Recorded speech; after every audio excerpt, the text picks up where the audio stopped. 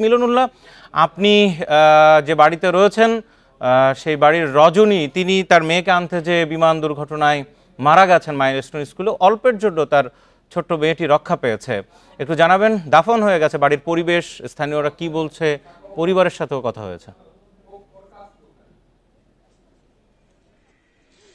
হ্যাঁ, আসলে আমি কথা বলেছিলাম রজনী ইসলামের যিনি স্বামী জহুরুল ইসলাম, তার সাথে কথা বলেছি কিছুক্ষণ আগে, ঠিক দাফনের কিছুক্ষণ আগে আমি তার সাথে কথা বলেছেন। তিনি যেমনটি বলছিলেন যে আসলে তিনি ঘটনার সময় চট্টগ্রামে অবস্থান করছিলেন। তিনি কিন্তু তার এক সহকর্মীর মোবাইল ফোনের মাধ্যমে তিনি জানতে পারেন যে এই দুর্ঘটনা ঘটেছে এবং তার স্ত্রী রজনী ইসলাম তিনি অসুস্থ হয়ে সিএমএইচ হাসপাতালে ভর্তি আছে, কিন্তু তখনও তাকে বলা হয়নি যে তিনি মারা গেছেন। পরে তিনি আসার পরে তিনি জানতে পারেন যে তিনি মারা গেছেন। তো আসলে এই যে কুষ্টিয়ার দৌলতপুরের যে সাদিপুরের যে গ্রামের বাড়ি, এই গ্রামের বাড়িতে আসলে এখন অনেকটাই শোকের মাতম এবং এলাকাবাসী শোকে স্তব্ধ হয়ে আছে। যে লাশবাহী গাড়িতে এসেছে সেই গাড়িটি এখনো এখানে দাঁড়িয়ে আছে।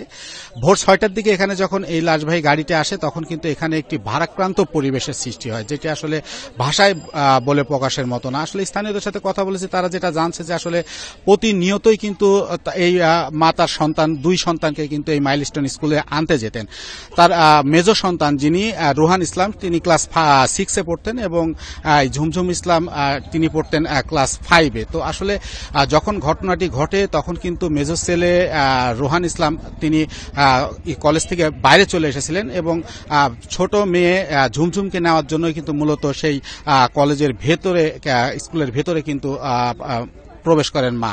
প্রবেশ করার কিছুক্ষণ পরেই কিন্তু দ্বিতীয় যে বিস্ফোরণ হয়, সেই দ্বিতীয় বিস্ফোরণের ফলে কিন্তু বিমানের একটি ভগ্নাংশ বলা যায় ছুটে এসে কিন্তু এই রজনী ইসলামের মাথার পেছন দিকে আঘাত করে এবং সেখানে গুরুতর সে আঘাত হয় এবং তারপরে কিন্তু সেনা সদস্যরা তাকে উদ্ধার করে সিএমএইচ হাসপাতালে নিয়ে যায় এবং তারপরে সেখানে চিকিৎসাধীন অবস্থায় তার মৃত্যু হয়। তো এখানে আসলে আমরা কথা বলেছি এলাকাবাসীর সাথে, তারা একটা কথাই বলছে যে আসলে এখানে ছোটকাল থেকে এই রজনী ইসলাম এবং তার পরিবার এখানে তারা ছিল, কিন্তু পরবর্তীতে তারা কিন্তু এই জায়গা থেকে ঢাকায় শিফট করে। তো তারা তাদের যতটুকু জানে তারা এখানে আসলে একটি ভালো পরিবার এবং এলাকায় একটি সম্ভ্রান্ত পরিবার বলে তারা পরিচিত। তো আসলে এই সম্ভ্রান্ত পরিবারের ভিতরে একটি এরকম ঘটনা এলাকাবাসী কোনোভাবেই মেনে নিতে পারছে না।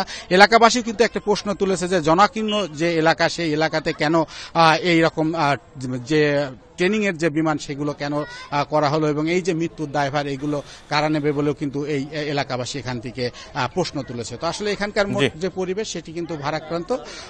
এই ছিল আমার কাছে কুষ্টিয়া দৌলতপুর থেকে এই সর্বশেষ। মিলনুল্লাহ, ধন্যবাদ আপনাকে।